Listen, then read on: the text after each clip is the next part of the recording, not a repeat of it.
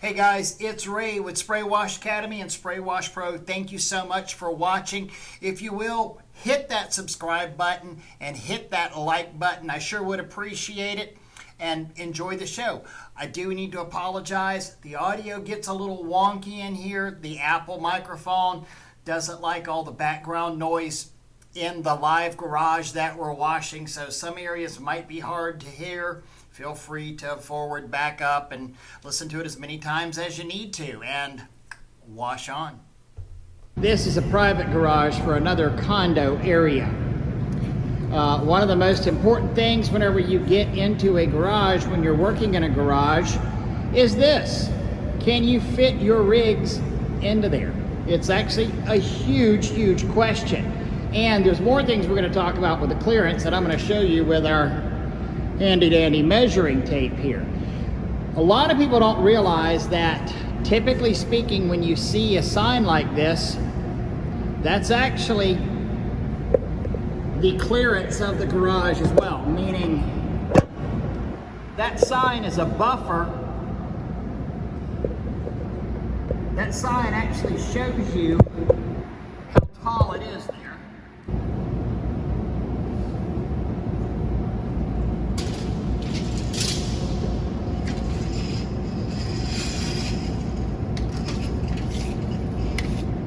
So that's coming out there, that is true. Might have about an inch or so of play on there, but that's roughly 7'2", maybe 7'3".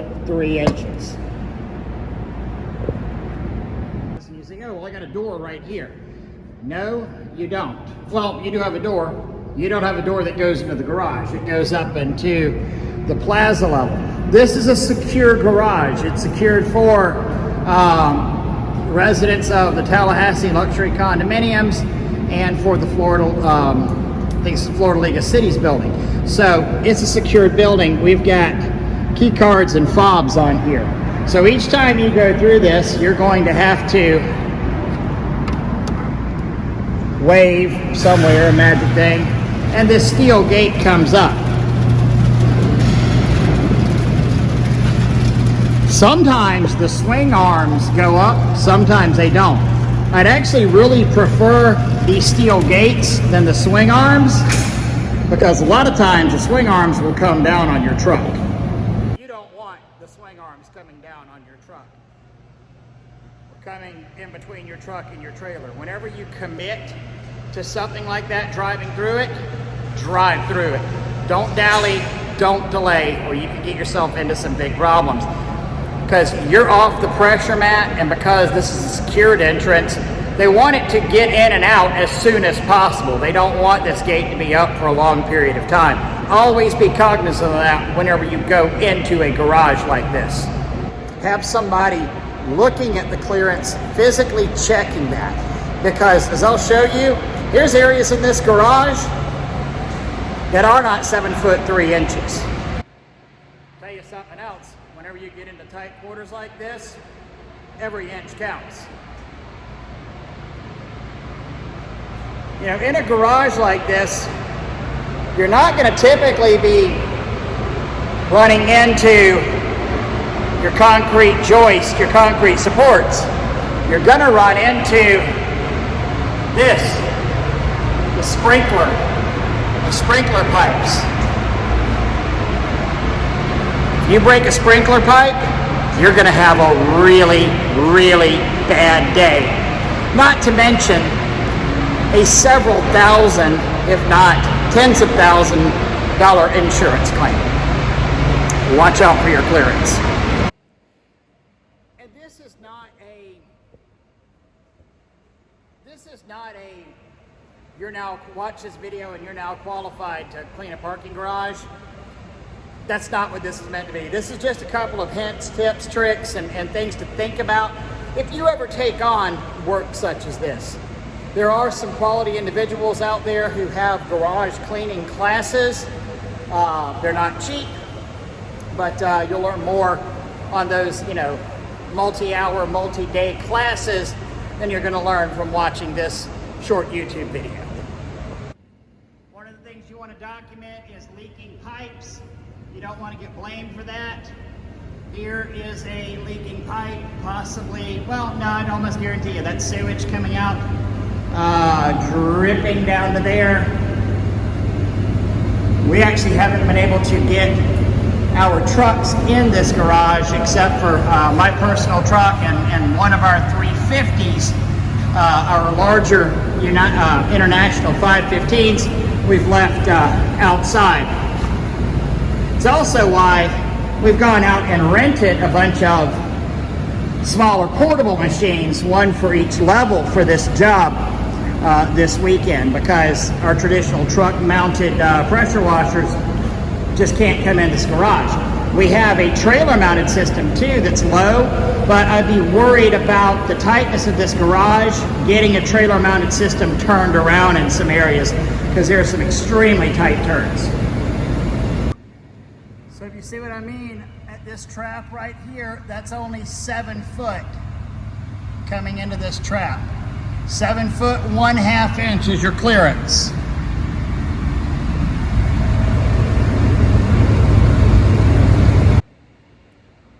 Seven foot 1/2 ain't 7 foot 2. Whenever you're tight like this, every inch can make a difference. Notice on these mechanical systems in here, that's 6 foot 10 inches.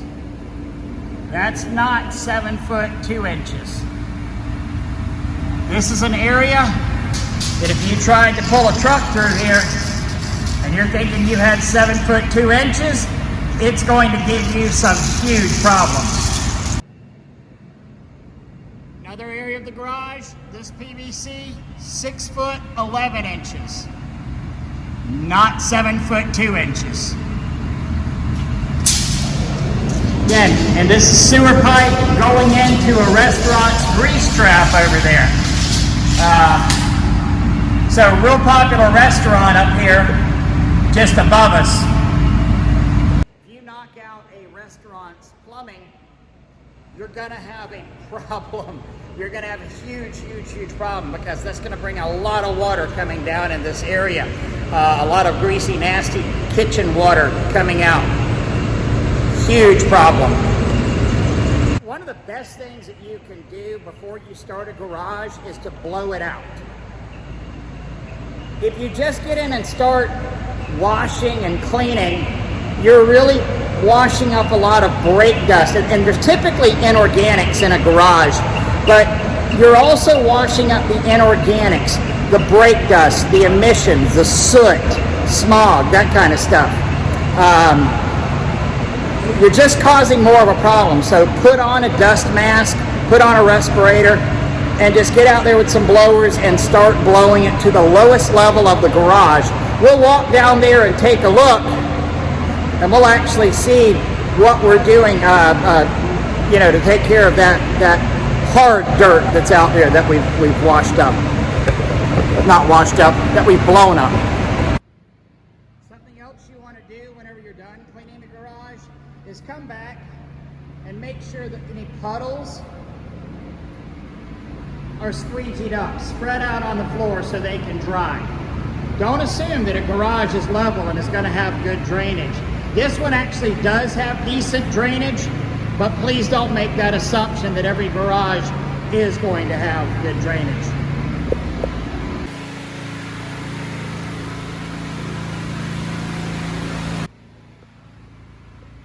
Depending on the scope of the work that you're doing, you might be asked to do this. Take down the spider webs from a light. You do not want to pressure wash spider webs.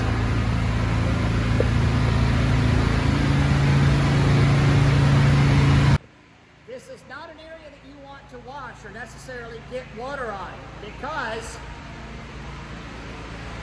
most everything in a garage is not waterproof.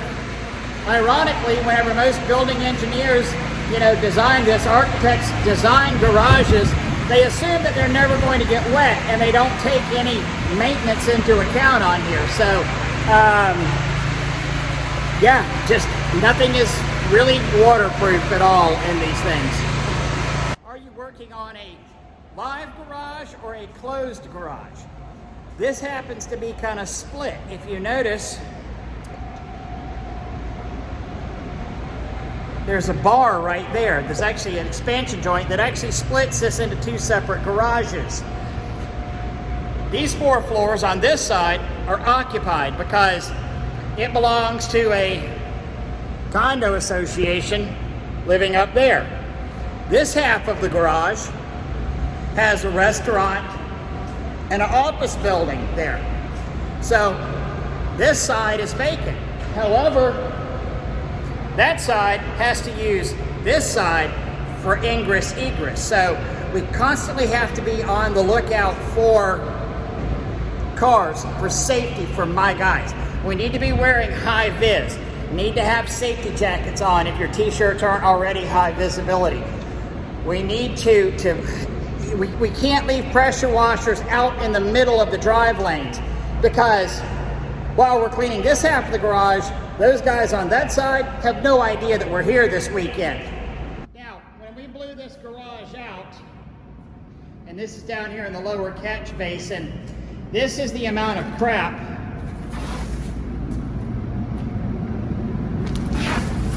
that we got out of this garage. We put it down here. We'll get, actually I've already brought a trash can that's sitting over there behind the reserve thing with some can liners in there. And what we'll wind up doing is coming in here and just scooping that up, picking that up with shovels and brooms and dustpans and putting that in the trash can. Right, here comes another car into our live garage as we speak now. One of the residents up here. You know, another great example here, lights. None of these are waterproof type lights.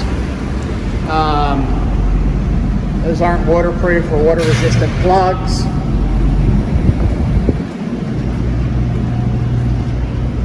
This emergency phone station, call station. Not waterproof at all. Junction boxes, not waterproof at all. Hey guys, thank you so much for your time watching this video. I know time is valuable. Really appreciate you hanging around here till the end watching this. Again, this is not meant to be a completely comprehensive course on washing parking garages, but did want to throw out some information that really could help you whenever you're looking at a parking garage to bid it, and some technical tips on washing them. Typically at spray wash exterior cleaning, I would do anywhere from 6 to about 10 garages a year. Very profitable source of business. Highly recommend it looking into doing them. You are going to need some larger equipment. You're going to need some more powerful equipment than your typical residential stuff. If we can ever help you, feel free to reach out to us. info@SprayWashPro. Love to talk to you about helping with your next parking garage project. Thank you much. Wash on, guys.